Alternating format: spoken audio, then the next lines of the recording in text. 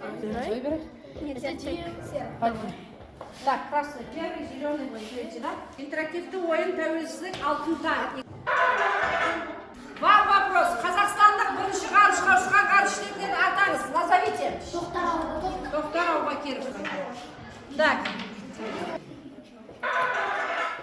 Алтыншы сұрақ. Қазақстан астаналары болған қалаларды ата. Назовите города, которые были столицами Казахстана. Алматы? Да, верно.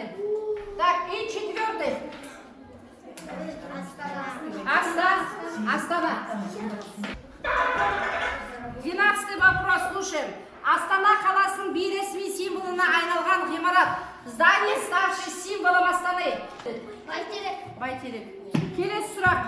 Дұрыс жауабы Байтерек. Теперь вторая команда.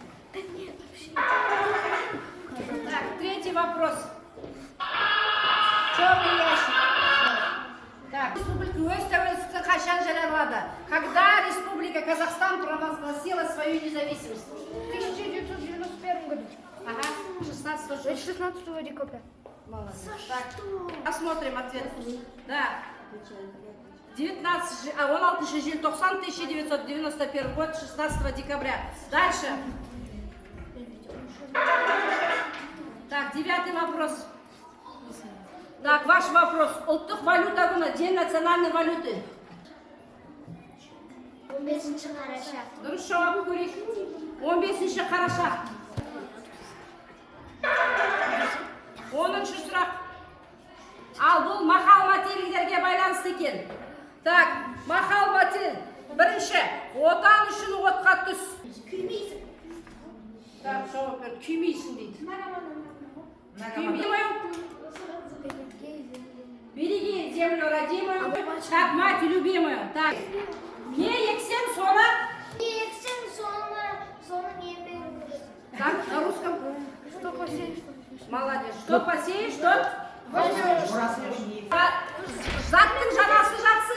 Достым не спрашивай жақсы. Не имей суровей. Не имей друзей. Четвертый вопрос. Тәуелсіздік үшін күрескен аға апаларымызды кімдер? Назови героев декабрьского события. Первый, кто это у нас? Айрат Рысқұлбек. Бірінші орын иеленген 4-ші А сынып оқушылары. Награждаются ученики 4 Б класса, занявшие 2-е место. Наши ученики награждаются 4-й А класс.